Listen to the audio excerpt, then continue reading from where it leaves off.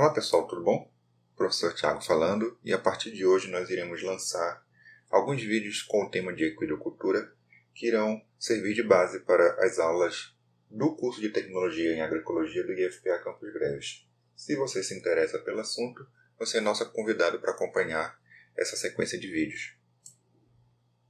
A aula de hoje ela tem 4 tópicos: a introdução à equidocultura, a domesticação e utilização dos equídeos, a importância econômica e social e a abordagem agroecológica.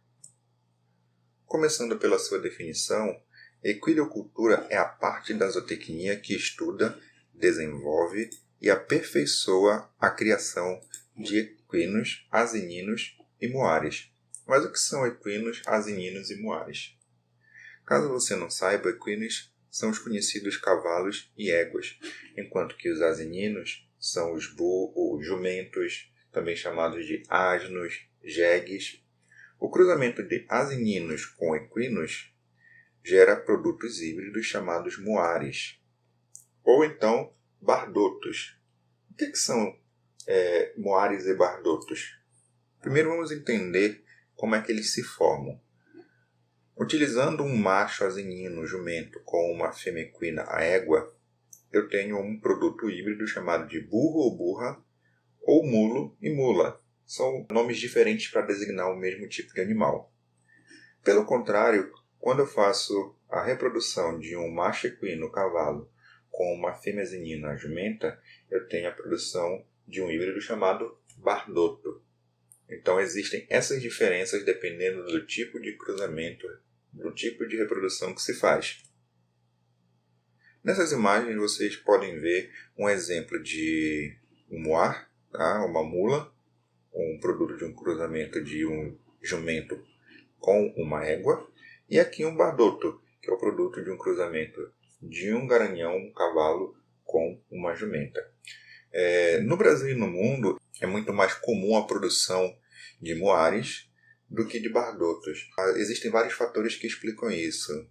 Tanto o tamanho do aparelho reprodutivo da égua, que facilita a gestação desses animais, bem como também o tamanho dos asininos, que facilita a cobrição da égua pelo jumento, mas dificulta a cobrição da jumenta pelo garanhão. Então é muito mais comum que esse animal seja produzido ao invés desse. Com relação à domesticação desses animais, e começando pelos equinos, o primeiro relato que se tem é na Ásia em 3000 a.C., no Egito em 1680, na Grécia em 1000 a.C. e nos países árabes em 600 a.C. Com relação aos asininos e aos muares, a domesticação dos asininos ela é incerta. Possivelmente ela é anterior à domesticação dos equinos.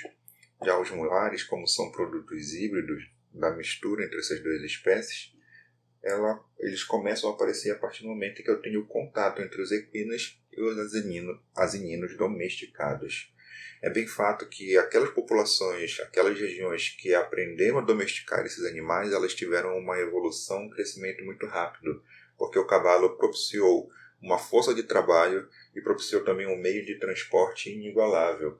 Então ele diminuiu distâncias, ele aumentou a capacidade de produção das regiões onde eles conseguiram ser domesticados mais anteriormente. Com relação à sua importância econômica e social, podemos citar que no Brasil, a cadeia produtiva da equidocultura envolve em torno de 30 agentes ou segmentos diferentes, movimentando cerca de 16 bilhões por ano. Quando eu falo agentes ou segmentos, eu estou falando aí de tudo que inclui médicos veterinários, zootecnistas, produtores de ração, produtores de vacina, produtores de medicamentos, leiloeiros, enfim, tudo aquilo que está associado a essa cadeia produtiva dos equídeos. Com relação à sua importância social, é importante a gente citar que a equidocultura gera 6 milhões de empregos diretos ou indiretos. Ou seja, 6 milhões de empregos diretos quer dizer o quê? São de pessoas que trabalham diretamente na lida com o animal, enquanto que indiretos são pessoas que produzem insumos ou oferecem serviços que são necessários a criação desse animal, dos equídeos. Uma outra importância dos equídeos é na produção de soro antiveneno, principalmente do soro antiofídico. E como isso se dá? É feita a retirada, a extração do veneno da serpente, é preparado o composto para ser injetado no cavalo. Esse composto, ao ser injetado no cavalo, estimula o organismo a produzir proteínas chamadas de anticorpos. Logo após a produção dos anticorpos, é feita a retirada do sangue desses equinos. A parte celular das células e a parte líquida são separadas em laboratório, porque é na parte líquida que a gente encontra esses anticorpos.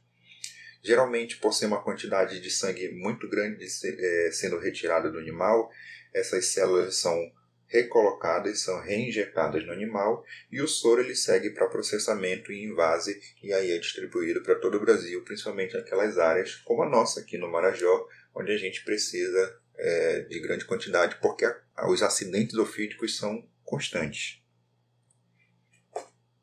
Mas e como nós vamos então relacionar a equidocultura com uma abordagem agroecológica? Bom, primeiro a gente tem que entender o que é agroecologia. Então, segundo Altieri, em 1989, a agroecologia é uma ciência emergente que estuda os agroecossistemas, integrando conhecimento de agronomia, ecologia, economia e sociologia. O que eu quero chamar a atenção aqui? Agroecossistemas, sistemas produtivos rurais associados ao ambiente, né? Fazendo a produção de maneira sustentável. Mas quando a gente pensa em agroecologia, a gente pensa muito em produção, né?